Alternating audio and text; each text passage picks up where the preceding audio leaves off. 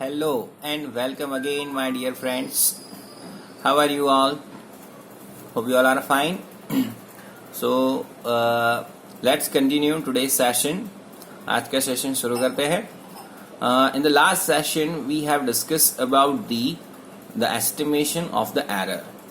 हमने estimation of the error और classification का टॉपिक शुरू किया था और we have classified the errors in a two section. That the systematic error first और दूसरा था random error. Okay, so in that two section we have divided the types of the error in systematic error and random error. और हमने definition भी दी थी. What are the systematic errors? Okay, क्या definition थी याद कीजिए. Okay, so all kind of the errors which we are aware about the reason. Okay, यानी कि हमें उस टाइप की एरर हमारे ऑब्जर्वेशन में क्यों आ रही है वो हमें पता है. Okay, we aware about the origin of error, then such kind of the error are called systematic error. और random error कौन सी है? तो random error are such kind of error in observation that we are not aware about the origin or we cannot predict because of which reason that error arise in our observation.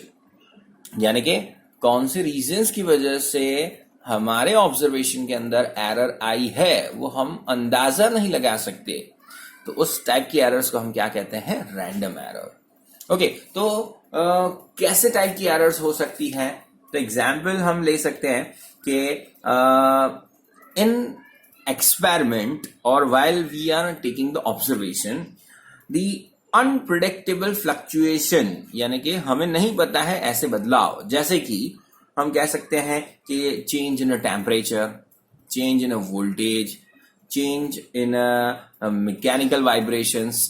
यानी कि आप जिस table के ऊपर observation कर रहे हो, readings ले रहे हो, इंस्ट्रूमेंट सेटअप है, वो वाइब्रेट कर रहा है. ठीक है, या during the experiment temperature change हो रहा है. ओके, या फिर जो वोल्टेज सप्लाई आप इस्तेमाल कर रहे हो वो चेंज हो रहा है लगातार. तो ऐसे कोई भी रीजन की वजह से हमारे ऑब्जर्वेशन के अंदर अगर रैंडमनेस है या अनसर्टेनिटी है, so that kind of the errors are categorised under random error. ठीक है, so that was the idea about the systematic error and random error. और एक सब टाइप आगे बढ़ाते हैं कि लीस्ट काउंट की एरर. ठीक है, तो टॉपिक और टाइटल लिखते हैं कि लीस्ट काउंट एरर.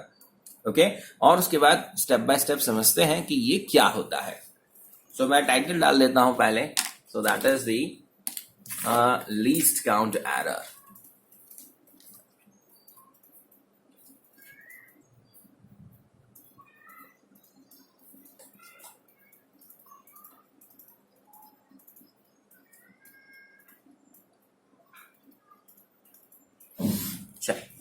सो लीस्ट काउंट क्या होता है? तो जैसा मैंने आपको बताया है कि आप स्केल का यूज करके मिनिमम कितना रीडिंग ले सकते हो. If you have a scale and you want to measure any length of any object, then if it is less than 0.1 centimetre, sorry और 1 मिलीमीटर, 0.1 सेंटीमीटर या 1 मिलीमीटर से कम होगा, so you can not measure it. यानी उससे कम आप नहीं major कर सकते. ओके, सो हर एक ऑब्जर्वेशन में उसके आसपास की कुछ ना कुछ एरर उसके अंदर है ही पहले से. ओके, यानी कि मान लो कि आपकी लेंथ 3.5 और 3.6 के बीच में है, तो उतनी एरर तो पहले से ही मौजूद है. राइट, यानी कि लाइकवाइज कोई लेंथ जो है 3.56 सेंटीमीटर है, तो you can measure 3.5 but you can not measure 3.56. 3.5 के बाद सीधा क्या आएगा आपका? 3.6 आएगा. बट उसके बीच का कोई ऑब्जर्वेशन है तो आप नहीं ले सकते. Okay, so what you can say that कि हर एक ऑब्जर्वेशन के अंदर उसके लीस्ट काउंट जितनी या उसके लीस्ट काउंट के आसपास की एरर होती ही है. ओके, यानी कि उसकी कैपेसिटी, उसका जो लीस्ट काउंट है, जिस वो जितना मेजर कर सकता है, वो कैपेसिटी ही उसकी क्या है, एरर है. ठीक है, तो हम डेफिनेशन क्या लिखेंगे उसकी के the capacity to take the minimum और smallest value which can be measured by that instrument is called least count. ठीक है, लीस्ट काउंट मैं फिर से रिपीट कर देता हूं, नॉर्मल लैंग्वेज में मैंने आपको समझा दिया कि जो मिनिमम कैपेसिटी है इंस्ट्रूमेंट की ऑब्जर्वेशन लेने की, उसे उसका लीस्ट काउंट बोला जाता है. ठीक है, जैसे कि स्केल का हमारा लीस्ट काउंट क्या होगा, स्केल का हमारा लीस्ट काउंट होगा 1 मिलीमीटर. ठीक है, उसी तरीके से वर्नियर कैलिपर नाम का भी एक और इंस्ट्रूमेंट आता है. ठीक है, सो वर्नियर कैलिपर की जो लीस्ट काउंट होती है वो 0.01 सेंटीमीटर होती है. जैसा मैंने आपको बताया कि 1 मिलीमीटर के 10 पार्ट तक की एक्यूरेसी. ठीक है, यानी जैसे हमें पता है कि 1 सेंटीमीटर के 10 हिस्से, यानी कि आपको पता है स्केल के ऊपर 0 से लेके 1 के बीच में कितने डिवीजन होते हैं, 10 डिवीजन. यानी 1 सेंटीमीटर के कितने इक्वल हिस्से हैं आपके पास, 10. तो उस प्रिसीजन से आप स्केल का उपयोग करके, by using scale you can take the measurement. ठीक है, उसी तरीके से वर्नियर कैलिपर की कैपेसिटी कितनी है कि 1 मिलीमीटर के और 10 हिस्से. ठीक है, उतनी प्रिसीजन से, इतनी एक्यूरेसी से आप अपना ऑब्जर्वेशन ले सकते हो. ठीक है, बट द प्रॉब्लम इज जो उसकी लीस्ट काउंट है उतनी एरर हमेशा उसके अंदर होती है. Okay, so that is called least count error, यानी कि error which is connected to its least count. उसके मिनिमम ऑब्जर्वेशन लेने की कैपेसिटी के साथ ही जुड़ी हुई जो एरर है उसे हम क्या कहेंगे, लीस्ट काउंट एरर. ठीक है, तो इसे लिखते हैं, फिर आगे बढ़ते हैं. चलिए, सो यहां पे मैंने लिख दिया है the capacity of an instrument to take the minimum or smallest value which can be measured by it, that is called least count of that instrument. ठीक है, okay, so that is the definition of the least count. और अब 2-3 example लिख देते हैं. जैसा मैंने बताया कि स्केल का लीस्ट काउंट कितना है, 1 मिलीमीटर या 0.1 centimetre. Same to same vernier calliper का कितना है, so you can take 0.1 millimetre या फिर 0.01 सेंटीमीटर. स्फेरोमीटर का 0.001 सेंटीमीटर. ठीक है, सो अगर आपको वर्नियर कैलिपर देखना है, ओके, तो मैं ट्राई करूंगा एक स्मॉलेस्ट इंट्रोडक्शन या picture of the vernier calliper इसके बीच में इन बिटवीन वीडियो डाल दूं. ओके, और स्फेरोमीटर भी इसके अंदर इन्वॉल्व कर लूं. Okay, so you can get the idea कि भाई वर्नियर कैलिपर कैसा होता है. आपके दिमाग में क्वेश्चन आ रहा होगा और आप गूगल पे जाके भी उसका इंफॉर्मेशन जो है या वीडियो आपको देखना है कैसा होता है तो आप देख सकते हो, नॉट एन इश्यू. ठीक है, और सेम टू सेम आपको 3 इंस्ट्रूमेंट लैबोरेटरी के अंदर यूज करने हैं. एक वर्नियर कैलिपर, दूसरा माइक्रोमीटर स्क्रू गेज और तीसरा spherometer. Okay, micrometer screw gauge और स्फेरोमीटर की लीस्ट काउंट सेम है. 1 मिलीमीटर के 100 पार्ट की एक्यूरेसी, यानी 1/100. ठीक है, उतनी एक्यूरेसी से आप रीडिंग ले सकते हो. राइट, चलिए, सो that is the about the least count of a different kind of instrument. तो उसको एग्जाम्पल हम यहाँ पे लिख देते हैं और उसके बाद हम नेक्स्ट टॉपिक के में आगे बढ़ते हैं. ठीक है, चलिए, तो देखिए मैंने लिख दिया यहाँ पे least count of the scale 1 millimetre, 0.1 centimetre. ठीक है, same to same vernier calliper के लीस्ट काउंट 0.01 सेंटीमीटर है या आप कह सकते हो 0.1 मिलीमीटर है. और माइक्रोमीटर स्क्रू गेज की लीस्ट काउंट कितनी है, 0.001 सेंटीमीटर है या 0.01 मिलीमीटर है. ओके, सो लीस्ट काउंट आपको तीनों तीन इंस्ट्रूमेंट की याद रखनी होगी. It will help you in practical also and how to take the readings. Okay, आपको जब टीचर सिखाएंगे कि इसके मदद से आपको रीडिंग कैसे लेनी है, तो उसमें आपको लीस्ट काउंट याद होगी, तो कैलकुलेशन में बहुत ही आसानी होगी. ठीक है, तो this is the idea about the error which is connected to the least count of an instrument. ठीक है, और यहाँ पे मैंने एक इंस्ट्रूमेंट का नाम नहीं लिखा है क्योंकि उसकी जो लीस्ट काउंट है वो सेम टू सेम है. कौन सा था? स्फेरोमीटर. स्फेरोमीटर और माइक्रोमीटर स्क्रू गेज की जो लीस्ट काउंट है वो सेम होती है. ओके, चलिए, तो अब हमारे नेक्स्ट टॉपिक की ओर आगे बढ़ते हैं, जो आपका मोस्ट इंपॉर्टेंट पॉइंट है. ओके, और यहां तक जो भी पार्ट था चैप्टर का वो कंप्लीटली डिस्क्रिप्टिव था. अब यहां से एंटरटेनिंग शुरू होता है, क्योंकि यहां से न्यूमेरिकल भी आने शुरू हो जाएंगे. ये जो थियरम है वो आज आपको प्रिपेयर हो ही जानी चाहिए. ठीक है, I will try to give you best explanation. ठीक है, और 100% आई एम श्योर आपको समझ में आ ही जाएगा. ओके, क्योंकि उसका फंडामेंटल आप लोअर स्टैंडर्ड में थोड़ा बहुत पढ़ चुके हो, आपको मीन निकालना तो आता ही होगा, राइट. तो वहां से ही ये शुरू होता है थियरम, और यहां से चैप्टर का जो मोड है वो भी चेंज हो जाता है. यहां से इंटरेस्टिंग हो जाता है, क्योंकि अब तक जो हमने इंफॉर्मेशन देखी, चाहे चैप्टर 1 की बात हो या चैप्टर 2 के अब तक के सेशन की बात हो, that is entire discussion the descriptive.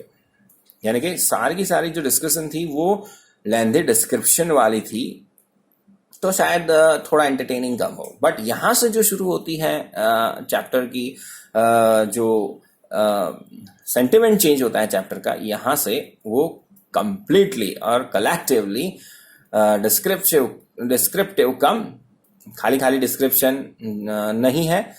अब यहां से टेक्निकल एंड लॉजिकल और कैलकुलेटिव जो बातें हैं यहां से शुरू हो जाती है. ओके, तो हम टॉपिक क्या देख रहे हैं? Estimation of the errors. तो उसकी थियरी क्या है वो हमने थोड़ा बहुत देखा. अब वाकई में अगर हमने ऑब्जर्वेशन लिए हैं तो उसके अंदर से हम एरर्स कैसे निकालेंगे, ठीक है, और उससे कैसे एलिमिनेट करेंगे वो हमें देखना है. ठीक है, तो जब भी ऑब्जर्वेशंस हम लेते हैं, जैसे हम सिंपल पेंडुलम का इस्तेमाल कर रहे हैं और उसका पीरियोडिक टाइम मेजर कर रहे हैं, ठीक है, या फिर हमें ग्रेविटेशनल एक्सेलरेशन मेजर करना है, जी आप सीखोगे आगे. ओके, और वो पेंडुलम मेथड से चेक करना है, या फिर हमें स्प्रिंग का कांस्टेंट निकालना है. ठीक है, या फिर हमें current which is passing from the conductor वो निकालना है. तो हम क्यों एक ही चीज के ऑब्जर्वेशन 4-5 बार लेते हैं? ठीक है, तो यहां पे आपको लाइव पता चलेगा. ओके, 4-5 बार ऑब्जर्वेशन लेने के बाद हम एरर को कैसे एलिमिनेट कर सकते हैं या मिनिमाइज कर सकते हैं, जिससे हमें ट्रू वैल्यू पता चले. ठीक है, सो रेडी फॉर दैट. सो अब बात चालू होती है एस्टिमेशन ऑफ द एरर्स में. एब्सोल्यूट एरर, रिलेटिव एरर और परसेंटेज एरर. ठीक है, हमारे ऑब्जर्वेशन के अंदर इन तीन चीजों को हम कैसे एस्टिमेट करके एरर को मिनिमाइज कर सकते हैं वो अब देखेंगे. ठीक है, चलिए लिखते हैं. चलिए, consider that the observations taken by using any instrument is represented as A1, A2, A3 up to AN. यानी कि मुझे टाइम पीरियड मेजर करना है, उसके लिए मैंने स्टॉप वॉच का इस्तेमाल किया है और 5-6 रीडिंग ली है. ठीक है, या फिर मुझे करंट मेजर करना है, मैंने वोल्टेज के 5-6 रीडिंग लिए और उसके बाद करंट के 5-6 रीडिंग लिए और उसका रेजिस्टेंस R = V/I से मेजर किया. ठीक है, या फिर मुझे और कोई भी एक्सपेरिमेंट, मान लो कि आप होलो सिलेंडर का इनर रेडियस और आउटर रेडियस का एक्सपेरिमेंट है, वर्नियर कैलिपर्स का यूज करके आप 3 या 4 बार उसका ऑब्जर्वेशन निकालते हो. ठीक है, मान लो कि वो एक का एक रीडिंग 3 बार आता है, ओके, फिर भी हमें पता है कि उसकी लीस्ट काउंट के साथ उसकी एरर जुड़ी हुई है। ओके, तो उसको हम वहां से 4-5 बार ऑब्जर्वेशन लेके कैसे एलिमिनेट करते हैं या कैसे शो करते हैं, वो यहां पे हम सीखेंगे अब। ठीक है, तो सबसे पहले मैंने क्या शो कर दिया है कि मान लेते हैं कि बाय यूजिंग एनी इंस्ट्रूमेंट हम 4-5 रीडिंग लेते हैं, और जो रीडिंग यानी कि जो ऑब्जर्वेशंस हैं उसे हमने नाम दे दिया है A1, A2, A3 up to AN, जितने भी लिए हैं। ठीक है, ओके, अब सबसे पहला काम हमारा क्या होगा कि उसका हम एरिथमेटिक मीन निकाल लेंगे, यानी कि सिंपल लैंग्वेज में क्या कहेंगे, इन सारे ऑब्जर्वेशन की एवरेज। ठीक है, okay, so we take first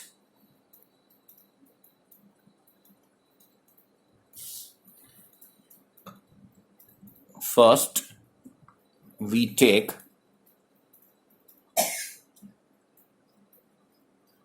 arithmetic mean। Okay, और अरिथमेटिक मीन को कैसे इंडिकेट किया जाता है आपको पता ही है। Okay, so A mean is equals to, कैसे निकालेंगे, सबको जोड़ देंगे, यानी कि A1 plus A2 plus A3 up to जितने भी लिए हैं, सपोज लास्ट वाला AN है, so that is AN entire divided by जितने नंबर ऑफ ऑब्जर्वेशन लिए हैं, सो that is called N। Okay, यानी कि जब मान लेते हैं आपने 5 रीडिंग लिए हैं टोटल, तो डिवाइडेड बाय 5, आपने 3 रीडिंग लिए हैं तो डिवाइडेड बाय 3, आपने 6 रीडिंग लिए हैं तो divided by 6। okay, so addition of the all observations divided by number of observation, that is the arithmetic mean।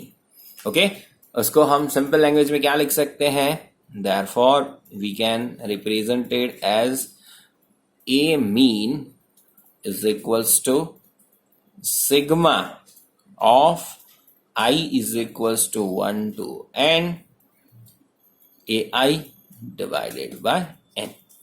Okay, so ये क्या हो जाएगा, A1, A2, A3 up to N divided by N हो जाएगा। तो ऐसे हम सिंबलाइज कर सकते हैं ए मीन। क्लियर है? सो हमने क्या किया, अरिथमेटिक मीन निकाल लिया। Okay, now this arithmetic mean is considered as the true value. क्या कहा जाता है, दिस अरिथमेटिक वैल्यू या mean is considered as a very near to the true value, और in absence of the other error we can consider it's a perfect value। ठीक है, अब आगे की एरर्स हमें निकालनी है, तो क्या करेंगे, हम शुरुआत करते हैं उसकी। अब now this arithmetic mean is subtracted from the individual observation, यानी कि ये ए मीन जो आया वो हम A1 में से, A2 में से, A3 में से, और हर एक में से क्या करेंगे, हम उसे डिफरेंस लेंगे। ओके, और उसको इंडिकेट करेंगे डेल्टा ए से। ओके, मान लेते हैं आपकी एवरेज पर्टिकुलर हर एक ऑब्जर्वेशन से ज्यादा भी हो सकती है, कम भी हो सकती है। ओके, यानी कि रीडिंग आपका फर्स्ट वाला एग्जाम्पल दे रहा हूं 3.57 है, और आपका जो मीन आ रहा है वो आपका 3.55 है, बराबर। तो 3.55 और ये 57 है तो पॉजिटिव आएगा। बट मान लेते हैं कि कोई ऑब्जर्वेशन आपका 3.52 है तो वो नेगेटिव में चला जाएगा। सो इंडिविजुअल, जब हम अरिथमेटिक मीन को इंडिविजुअल रीडिंग से डिफरेंस करेंगे तो वो नेगेटिव भी हो सकता है और पॉजिटिव भी हो सकता है। ठीक है, तो मैं इस स्टेप को पहले लिखता हूं और फिर आगे बढ़ते हैं। चलिए, मैंने लिख दिया है जो, so we have taken the arithmetic mean and this arithmetic mean is considered as a true value. अब हमें पता है। ठीक है, अब क्या करेंगे, हम इस अरिथमेटिक मीन से इंडिविजुअल रीडिंग को सब्सट्रैक्ट करेंगे, vice versa. Okay, not necessary, हमारी टेक्स्ट बुक में ऐसा दिया है। सो हम ए मीन से A1, ए मीन से A2, ए मीन से A3 ऐसे इंडिविजुअली सब्सट्रैक्ट करेंगे। ओके, या फिर A1 से ए मीन भी सब्सट्रैक्ट कर सकते हो, कोई इश्यू नहीं है, क्योंकि लास्ट में तो हमें मैग्नीट्यूड ही लेना है, मोड ही लेना है। ठीक है, चलिए, तो now we subtract the individual reading from A mean. A mean को हमने क्या बोल दिया है अब? True value. ए मीन का मतलब arithmetic mean, just we have a look. ठीक है, हमारे जितने ऑब्जर्वेशंस थे उसका हमने सबसे पहले क्या कर लिया? एवरेज निकाल लिया। ओके, एवरेज जो निकाला उसे हमने क्या बोल दिया? True value. ओके, और अब क्या करेंगे? उस ट्रू वैल्यू में से हर एक को इंडिविजुअली पकड़ पकड़ के सब्सट्रैक्ट कर देंगे। Okay, so now we subtract the individual reading from the A mean. A mean को हमने क्या बोला है? True value. ठीक है, okay, as we know that it can be positive और नेगेटिव। जैसा मैंने एग्जाम्पल दिया कि हमारा ए मीन ओके से इंडिविजुअल वैल्यू बड़ी है तो वो नेगेटिव हो जाएगी। ओके, और हमारे ए मीन से इंडिविजुअल रीडिंग कोई भी छोटी है तो वो पॉजिटिव रहेगी। यानी कि अब हम जो डिफरेंस ले रहे हैं इंडिविजुअल रीडिंग का वो पॉजिटिव भी हो सकता है, नेगेटिव भी हो सकता है। सो टू एलिमिनेट इट क्या करेंगे? हम उसका मैग्नीट्यूड ले लेंगे। Okay, so as we know that it would be positive और negative, so we take the magnitude of the individual reading. और इसी इंडिविजुअल रीडिंग को हम क्या कहते हैं? Absolute error of the observations. क्या टाइटल था? हमें एब्सोल्यूट एरर निकालनी थी, रिलेटिव और परसेंटेज। तो सबसे पहले हमने मीन निकाला, मीन में से हर एक इंडिविजुअल रीडिंग को सब्सट्रैक्ट करने के बाद हमें जो आंसर मिला वो हो गई हमारी एब्सोल्यूट एरर। ओके, और ये जो इंडिविजुअल एब्सोल्यूट एरर आई उसका भी हम क्या लेंगे? अरिथमेटिक मीन, एवरेज निकालेंगे। Okay, and that would be average absolute error. ठीक है, उसे मैथमेटिकली अब रिप्रेजेंट करने जा रहा हूं, बट उसे हम किससे इंडिकेट करेंगे? डेल्टा ए से। किससे इंडिकेट करेंगे? डेल्टा ए से। ठीक है, ये जो पूरी थियरम हमने सॉल्व की है उसका हम एक न्यूमेरिकल भी आज कैलकुलेट करेंगे और मैं आपको होमवर्क भी दूंगा। ओके, और वो होमवर्क आपको जो भी आंसर आता है वो मुझे आपको मैसेज करना होगा कि सर ये हमने मेथड ऐसे आपने जो बताया उससे सॉल्यूशन किया और हमारा आंसर आ गया है। ठीक है, चलिए, सो रेडी फॉर दैट। चलिए पहले लिखते हैं इसे मैथमेटिकली और फिर आगे बढ़ते हैं। चलिए देखिए, सो हमने क्या किया? ए मीन से ए को यानी पहले रीडिंग को घटा दिया, जो आंसर मिला उसे डेल्टा ए कह दिया। ए मीन से दूसरे रीडिंग यानी दूसरे ऑब्जर्वेशन A2 को घटा दिया, डेल्टा A2 बोल दिया। Okay, same to same A mean से, अरिथमेटिक मीन से, एवरेज से हमने तीसरे ऑब्जर्वेशन को घटाया और फिर उसे डेल्टा A3 बोल दिया। ऐसे जितने भी ऑब्जर्वेशंस हैं उसे हम स्टेप बाय स्टेप लगातार घटाते जाएंगे और लास्ट स्टेप को हमने बोल दिया A mean minus A N, that is delta A N. ठीक है, अब हमें पता है डेल्टा A1, A2, A3 उसमें से कोई भी पॉजिटिव भी हो सकता है, नेगेटिव भी हो सकता है। ठीक है, so as we know that delta A can be positive और नेगेटिव, तो क्या कहेंगे कि ऑलवेज हम क्या कर देंगे? उसे मैग्नीट्यूड में रख देंगे दो दंडों के बीच में, तो वो क्या बन जाएगा? पॉजिटिव बन जाता है। ओके, और इसे मैग्नीट्यूड मोड कहा जाता है और उसके अंदर से नेगेटिव क्या हो जाता है? अपने आप पॉजिटिव में कन्वर्ट हो जाता है। So we can say that this error, absolute error is always positive. ठीक है, तो ऐसा क्वेश्चन भी आ सकता है कि absolute error is always positive, true और false? So it would be always positive. क्यों? हम उसका मैग्नीट्यूड लेते हैं। बट इंडिविजुअल जब हम इसकी एवरेज लेने के बाद अब हम क्या करने वाले हैं? उसका भी एवरेज निकाल लेंगे। ठीक है, जैसे delta A1, delta A2, delta A3 जितने भी मिले उसकी भी हम क्या निकाल लेंगे? एवरेज निकाल लेंगे और उसका नाम क्या कहेंगे? Average absolute error. ठीक है, चलिए हमने देखा कि डेल्टा A1, डेल्टा A2 यानी कि इंडिविजुअल जो है वो नेगेटिव और पॉजिटिव हो सकता है और उसको हमने किस में कन्वर्ट कर दिया? पॉजिटिव में। कैसे कन्वर्ट कर दिया?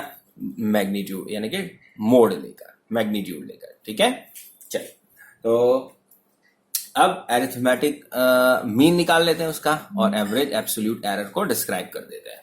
ठीक है, चलिए मैंने लिख दिया है। अब now we take the average of all absolute error, okay, and it is known as the average absolute error.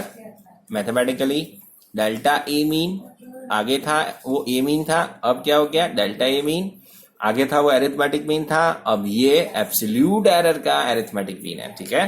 So that is delta A one, delta A two, delta A three up to delta A N, सबका magnitude यानी mod of delta A one plus mod of delta A two plus mod of delta A three up to कहां तक N reading है हमारे पास, so mod of delta A N divided by जितने भी observations लिए हैं डिवाइडेड बाय एन।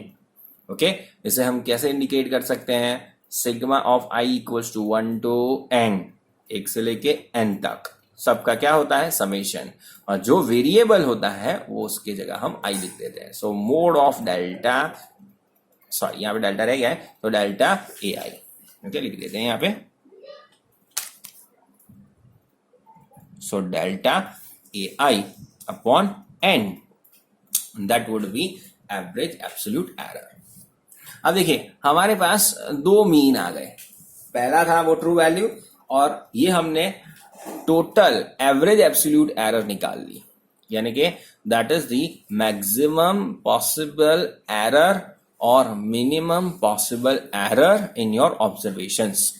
तो यहां से हमारे पास एक रेंज मिलती है, ठीक है, यानी कि ए mean plus delta A mean या फिर ए mean minus delta A mean. Okay, इसी के बीच में सारे के सारे ऑब्जर्वेशंस है आपके, ठीक है।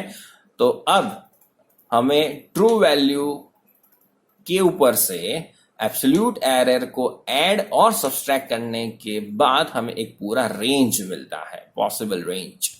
ओके, अब उसे हम इंडिकेट करेंगे और वो परफेक्टली आप जैसे ही न्यूमेरिकल लेंगे आप समझ जाओगे। ओके, यहाँ थ्योरेटिकली रेंज शायद कम समझ में आएगी, बट जब हम इसका न्यूमेरिकल सॉल्व करेंगे आज तब आपको क्लियर कट पता चल जाएगा कि उसका मतलब कैसा है, ठीक है।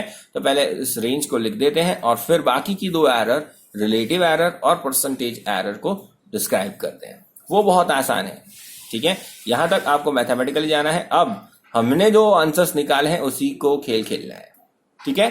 तो पहले रेंज लिखते हैं, पॉसिबल रेंज, और उसके बाद रिलेटिव एरर को एक्सप्लेन करते हैं। So, our range is now A mean plus or minus delta A mean, ठीक है, लिख दिया हमने। इसका मतलब हमने जो फिजिकल क्वांटिटी A को मेजर किया उसकी upper limit and lower limit, upper limit and lower limit तैयार है हमारे पास। ओके, यानी कि A mean minus delta A mean से लेकर A mean plus delta A mean के बीच में हमारा जो एरर है उसका एस्टिमेशन हो सकता है। Okay, so we can say that our physical quantity will lies between A mean plus delta A mean से लेकर A mean minus delta A mean के बीच में रहेगी, ठीक है। अब सीधा हम रिलेटिव एरर और परसेंटेज एरर के फॉर्म में इसे शो कर देते हैं। हमने एरर एस्टिमेशन कर दिया और अब हम उसे रिलेटिव और परसेंटेज के फॉर्म में शो करेंगे। That is very easy. Okay, relative error की डेफिनेशन क्या है, the ratio of the average absolute error to the true value या A mean is called relative error, यानी कि delta A mean divided by A mean आपका क्या हो जाता है, सीधा सीधा रिलेटिव एरर। ओके, और सी को 100 से मल्टीप्लाई कर दोगे तो वो हो गई आपकी परसेंटेज एरर, ठीक है।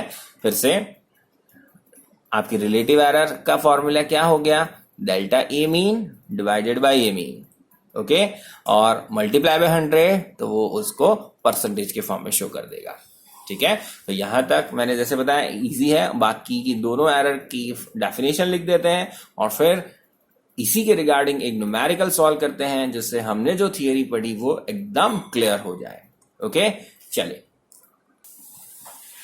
सो relative error as I described you that it is ratio of the average absolute error यानी कि delta A mean to the arithmetic mean और mean that is A mean, that is called relative error.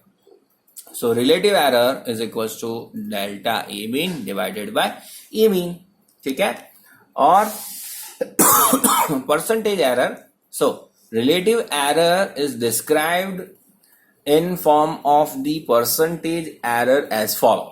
ऐसा statement लिख सकते हो, लिखना है तो फिर से relative error in form of percentage error can be described as following method. delta a percentage, okay, और relative error सीधा सीधा डेल्टा है, ठीक है. सो यहां पे मैं सिंबल उसका लिख देता हूं, that is simple delta A. Delta A क्या होगा आपका, A mean, delta A mean upon A mean, और उसके साथ परसेंटेज का सिंबल लगा दोगे तो वो हो गया आपका परसेंटेज एरर, यानी सिंपली मल्टीप्लाई बाय 100, ठीक है. और ये परसेंटेज की निशानी शायद मिंगल्ड हो गई है, 100% ऐसा लिखा हुआ है, ठीक है. So this is the entire theorem about the 3 kinds of the error estimation and it's elimination. अब हम एग्जाम्पल लेते हैं, ठीक है. टेक्सचुअल एग्जाम्पल है और मैं आपको एक होमवर्क के लिए दूंगा, वो आपको सबको सॉल्व करना है अच्छे से. अगर ये आ गया तो समझ लो आपके एग्जामिनेशन में 3 मार्क पक्के हैं, क्योंकि इसमें से इस टाइप का न्यूमेरिकल लगभग आ ही जाता है, ओके. ये इजीएस्ट है इसके लिए. चलिए मैंने क्वेश्चन लिख दिया है यहाँ पे. Observations of the periodic time of pendulum is as follow. यानी कि एक सिंपल पेंडुलम का पीरियोडिक टाइम मेजर करने के लिए हमने जो स्टॉपवॉच से ऑब्जर्वेशन लिए हैं, ठीक है, वो कुछ इस प्रकार है. 2.63 सेकेंड, उसके बाद दूसरा रीडिंग लिया तो 2.56 सेकेंड आया, उसके बाद तीसरा रीडिंग लिया 2.42 सेकेंड आया, 2.71 सेकेंड और 2.80 सेकेंड. टोटल ऑब्जर्वेशन कितने हैं हमारे, 5. कितने हैं, 5, ठीक है. अब इस डाटा पे से आपको क्या निकालना है, relative error, absolute error and percentage error, तीन आपको यहां से निकालना है, ठीक है. Get ready. सबसे पहले कैलकुलेटर ले आओ वीडियो पॉज करके, और साथ साथ में जो मैं आपको बोलता हूं वहां पे आप खुद एक एक बार काम कीजिए, आपको फौरन आ जाएगा, और जो आंसर भी आ रहा है वो आपको पता चलते जाएगा, ठीक है. सो फटाफट वीडियो पॉज करके कैलकुलेटर ले आओ और साथ में कैलकुलेशन करना शुरू कर दो, ओके. चलिए सबसे पहला स्टेप क्या होगा हमारा, as according to the theory. सबसे पहले हम क्या निकालेंगे, मीन. सबसे पहले क्या निकालेंगे, मीन, ओके.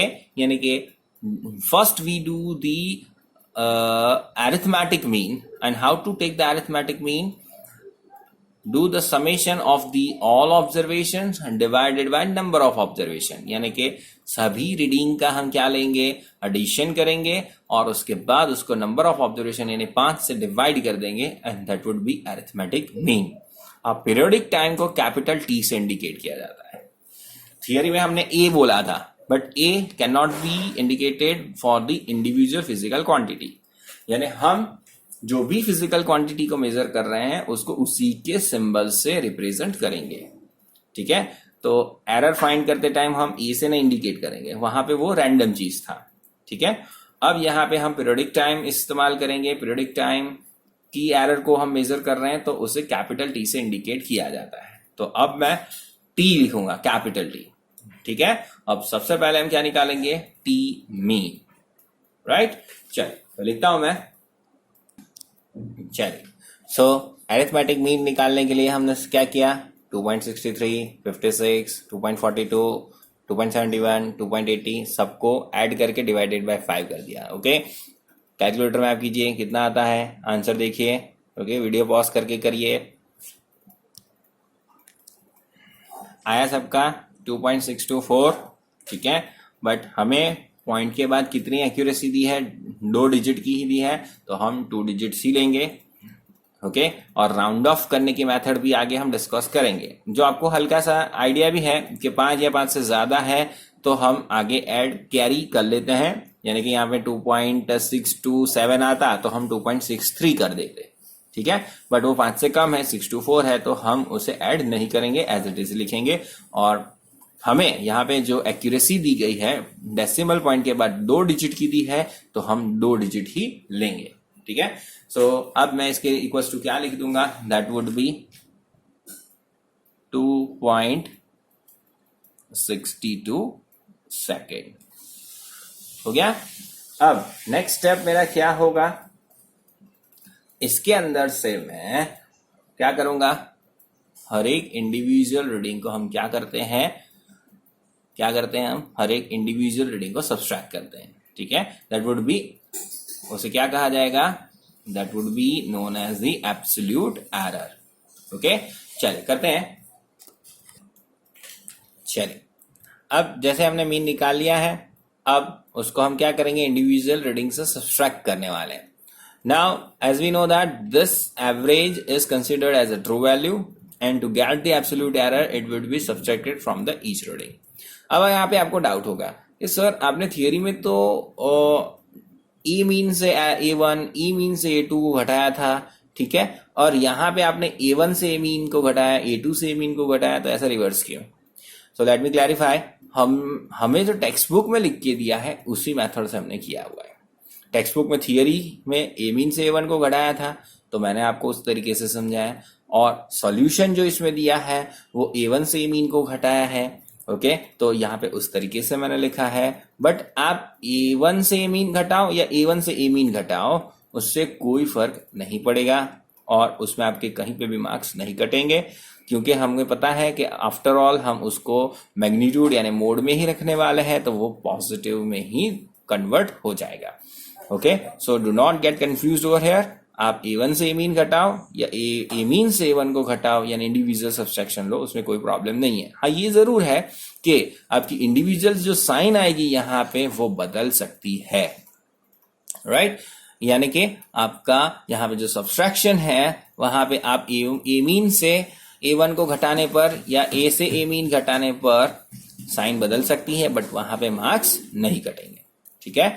तो आपको टेक्स्ट बुक से सॉल्व करने पर कंफ्यूजन ना हो, इसके लिए मैंने अकॉर्डिंग टू टेक्स्ट बुक ही कैलकुलेशन किया हुआ है यहाँ पे। ओके, और क्लैरिफिकेशन भी दे दिया कि वहां से मार्क्स नहीं कटेंगे, और उसका जस्टिफिकेशन कि आपको मैग्नीट्यूड ही लेना है, तो पॉजिटिव नेगेटिव से कोई अंतर नहीं पड़ता है, बट अकॉर्डिंग टू मैथड ये चीज होनी चाहिए, राइट। चलिए, अब इसका कैलकुलेशन आपको करना है। फटाफट वीडियो पॉज करके आप करिए क्या आता है, ठीक है, और फिर हम उसे आगे फॉलो करते हैं। चलिए, देखिए मैंने यहाँ पे लिख दिया है।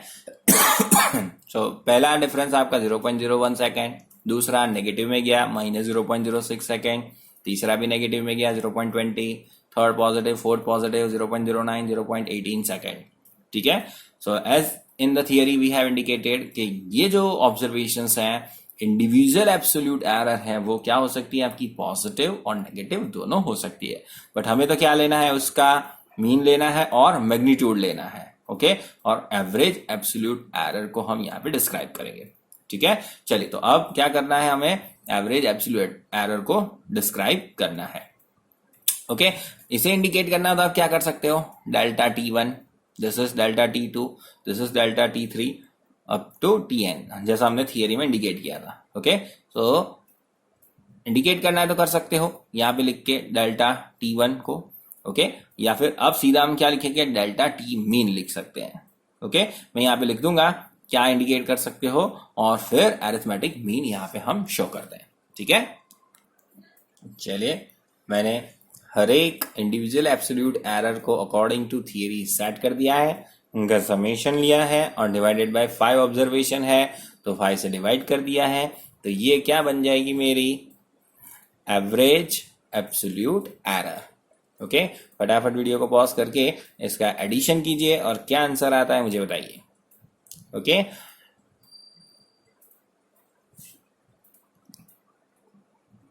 चलो आंसर मैंने लिख दिया यहाँ पे।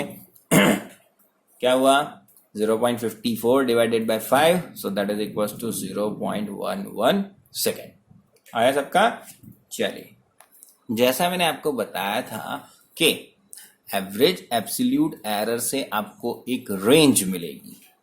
ओके, और हर एक फिजिकल क्वांटिटी को उसकी एरर के साथ अब मैं जो रिप्रेजेंटेशन दूंगा उसी के फॉर्म में दिखाया जाएगा, ठीक है, जिससे आपको अंदाजा आएगा कि फर्स्ट वैल्यू क्या होती है, अरिथमेटिक मीन होती है, और उसके बाद जो लिखा जाता है वो उसकी एब्सोल्यूट एरर कही जाती है, ठीक है। अब मैं लिखता हूं, उसके बाद रिप्रेजेंट करता हूं। चलिए, सो जैसा मैंने बताया रेंज, तो कैसे लिखा गया था, ए मीन प्लस और माइनस डेल्टा ए मीन, बराबर। तो ए मीन हमारा था 2.62, देखा हमने पहले से ही, क्या था 2.62 ए मीन। ओके, तो पहले लिखा हमने ए मीन 2.62 प्लस और माइनस। क्यों प्लस और माइनस? जैसा हमें पता है एरर पॉजिटिव भी हो सकती है, नेगेटिव भी हो सकती है, बट उसे हमने जबरदस्ती पॉजिटिव में कन्वर्ट किया हुआ है, but direction is both is possible, यानी कि पॉजिटिव भी हो सकते हैं नेगेटिव। तो हमने प्लस और माइनस दोनों पॉसिबिलिटी को यहाँ पे इंडिकेट किया और उसका मीन क्या निकाला था, 0.11 सेकेंड। ओके, तो रेंज हमने लिख दिया 0.11 सेकेंड। ठीक है, उसका मतलब क्या होता है कि हमारी maximum and minimum range which is possible that is 2.62 plus 0.11 यानी 2.73 और माइनस 2.62 माइनस 0.11 यानी कि 2.51, कॉमन यूनिट यहां पे लिख दिया सेकेंड। ठीक है, तो ये हमारी रेंज बन गई। अब यहां पे सेकेंड स्टेप में मैंने उसे इंडिकेट किया, देखिए 2.62 प्लस 0.1 सेकेंड। अब आपको होगा कि सर 0.11 था ना, 1 कैसे हो गया?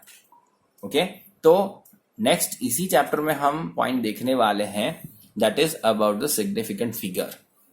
ओके, वहां पे हम समझेंगे किसे ड्रॉप आउट किया जा सकता है और किसे नहीं। ओके, तो यहां पे आप ऐसा समझ लो कि हमारे पास जो एक्यूरेसी है वो डेसिमल के बाद एक पॉइंट यानी कि 1/10 सेकेंड की इनफ है, तो सेकेंड के 100th पार्ट तक जाने की जरूरत नहीं है। ओके, तो हमने एक डेसिमल का बाद 2 पॉइंट है, उसमें से एक को ड्रॉप आउट कर दिया और simply we can say that 0.1। ओके, यानी कि अब देखिए 2.62 यानी डेसिमल के बाद 2 डिजिट है, तो अगर इसके बाद और एक लेंगे तो हम डेसिमल के बाद 100th सेकेंड की एक्यूरेसी से जा रहे थे, ऐसा कहा जाता है। और उतनी रिक्वायरमेंट नहीं है, हमारी रिक्वायरमेंट कितनी है, डेसिमल के बाद एक पॉइंट की इनफ है, 1/10 सेकेंड इनफ है। सो दैट इज वाई यहाँ पे मैंने 2.62 प्लस 0.1 सेकेंड लिखा है। ओके, चल, तो ये क्यों लिखा है, ये आपको समझाने के लिए कि एरर हमेशा इसी फॉर्म में लिखी जाती है, यानी कि फर्स्ट जो होता है वो आपका ट्रू वैल्यू आपको पता है या फिर अरिथमेटिक मीन होता है, और उसके बाद जो प्लस और माइनस लिखा जाता है वो क्या होता है, आपका एब्सोल्यूट एरर होता है। ठीक है, चलिए अब उसी के ऊपर से आप क्या निकाल लोगे, यहाँ पे माइनस करना रह गया है। ओके, अब हो गया कंप्लीट। ठीक है, अब रिलेटिव एरर आप कैसे निकालोगे, so relative error delta A, okay, that is equals to, क्या है फॉर्मूला, डेल्टा यानी कि arithmetic absolute error divided by arithmetic mean, यानी कि delta T mean divided by T mean. Okay, so that is equals to 0.1, okay, या 0.11 divided by 2.62 लिखोगे तो 1 कर देना, और 0.1 रखा है तो 2.6 इनफ है, आइदर और। ओके, सो 1 कर देता हूं तो यहाँ 2.62 हो जाएगा। अगर 0.1 लिखा है तो नीचे 2.6 ही लिखना है, अकॉर्डिंग टू एक्यूरेसी सेट कर लेनी है। ओके, और इसका आंसर आपका क्या आएगा, दैट इज 0.04198। चलिए देखिए, मैंने यहाँ पे करके रखा है 0.11 divided by 2.62, so that would be 0.04198। Okay, तो लिखते हैं उसे, so therefore delta A is equals to 0.04198। अब इतनी एक्यूरेसी की हमें रिक्वायरमेंट नहीं है। Okay, so that is quite enough. अब सिंपली परसेंटेज एरर के लिए हम क्या कर देंगे, okay, so therefore percentage delta T percentage that is equals to delta T multiply by 100। Okay, यहाँ पे डेल्टा ए मैंने लिख दिया था, बट ये मेजरमेंट किसका है, टी का है। देखा, मैंने थियरी वाली जैसे बताया था गलती हो ही गई। डेल्टा ए इंडिकेट करता है, बट हमने मेजरमेंट क्या लिया है, टी का लिया है, so it would be T. चलिए, so therefore delta T percentage या T percentage is equals to 2 decimal हट जाएंगे, सो देयरफॉर 4.198 सेकंड। और जैसा हमें पता है कि इतनी ज्यादा एक्यूरेसी की जरूरत हमें नहीं है, okay, so we simply indicate that 4%। कितना इंडिकेट कर सकते हैं, 4%।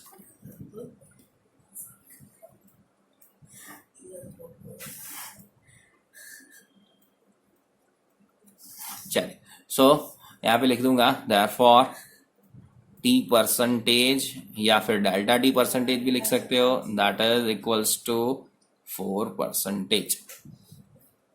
ठीक है, क्लियर, समझ में आ गया। दूसरी चीज ध्यान देनी है, यहाँ पे हमें यूनिट नहीं लगाना है, ओके। अगर यूनिट लगाओगे तो समस्या हो जाएगी, परसेंटेज में भी हम यूनिट नहीं लगा सकते, ओके। तो ये अगर यहाँ पे लिख दिया तो समझ लो आपके मार्क्स कट गए, ठीक है। मैं हमेशा एम्फसाइज करूंगा कि always right the number with a unit, always right the number with unit. Unit अगर नहीं लिखते हो तो फिजिक्स में हमेशा मार्क्स चले जाते हैं, बट उसका मतलब ये भी नहीं कि एक्स्ट्रा यूनिट लगा दे हम, ठीक है।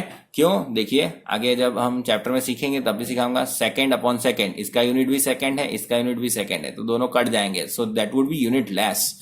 और ये क्वेश्चन भी पूछा जाता है कि relative error and percentage error is unit quantity or unit less, so it is unit less, okay। so यहाँ पे इसे हम काट देते हैं, ठीक है।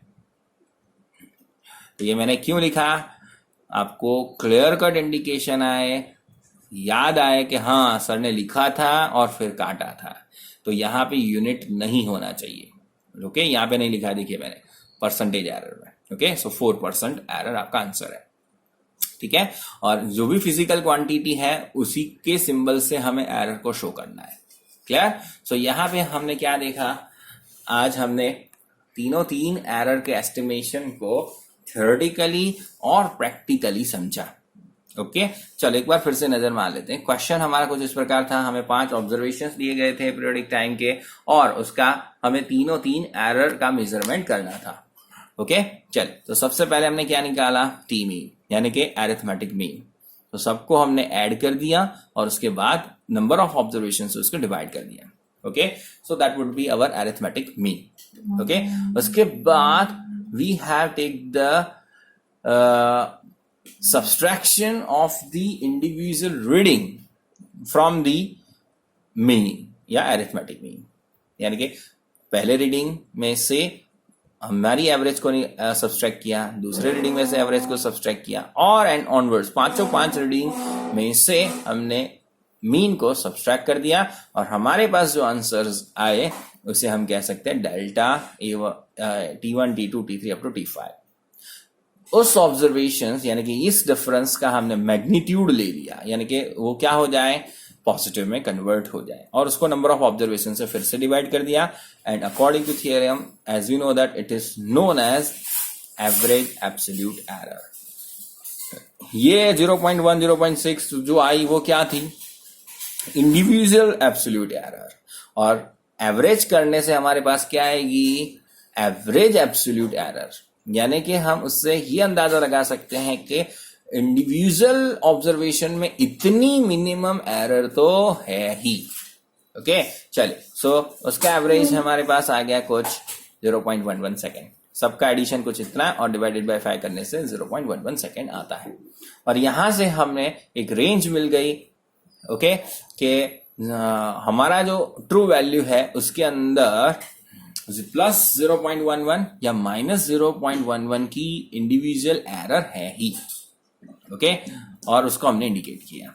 और उसके बाद हमने एरर रिप्रेजेंटेशन सीखा कि हमेशा पहले जो भी लिखा जाता है वो क्या होता है, एवरेज वैल्यू होता है, ये ट्रू वैल्यू होता है। उसके बाद प्लस और माइनस के बाद जो इंडिकेट किया जाता है वो क्या होता है, उसका एब्सोल्यूट एरर होता है, ठीक है। तो ऐसे फॉर्म में से यानी कि आपको इस तरीके से रिप्रेजेंट करके एमसीक्यू के अंदर कोई हमेशा परसेंटेज एरर और रिलेटिव एरर फाइंड करने का पूछा जाता है, ठीक है, तो आपको पता होना चाहिए पहला वैल्यू क्या है, ट्रू वैल्यू है, दूसरा वैल्यू क्या है, एब्सोल्यूट एरर है।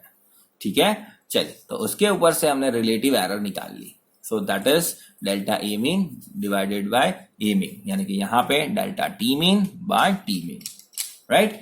सो क्या था एवरेज एब्सोल्यूट एरर, 0.11 सेकेंड या फिर 0.1 सेकेंड।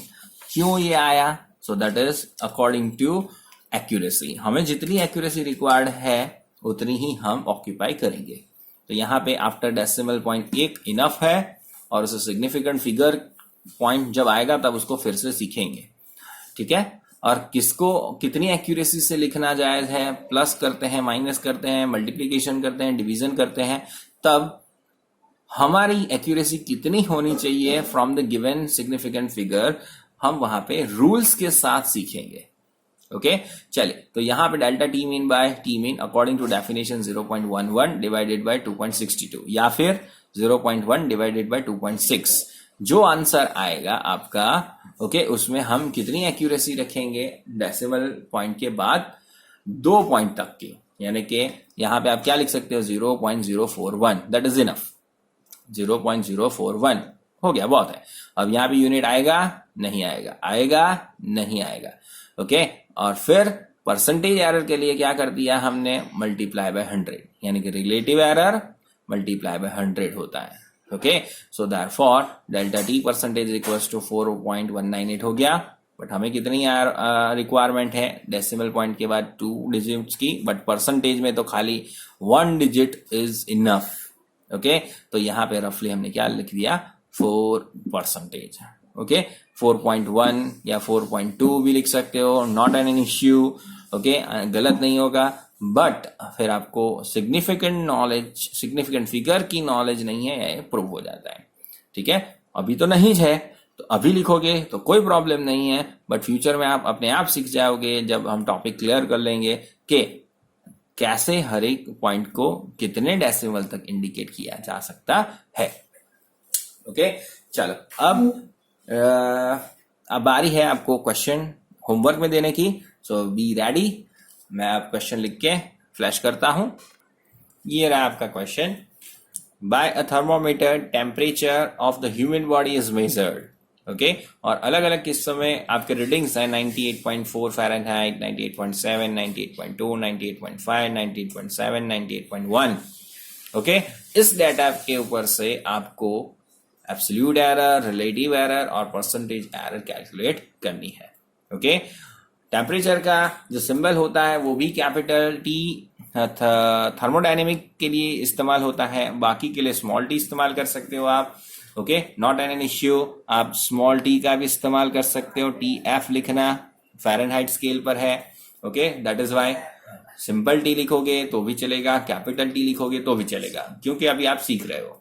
ओके, सो आपको इसका आंसर आज जो मैंने सिखाया उस पे से लाना है। ठीक है, आई होप कि आज का वीडियो क्लियर कट आपके समझ में आ गया होगा। ओके, मोस्ट टाइम भी था, प्रैक्टिस करना अच्छे से। Okay, take care, bye bye.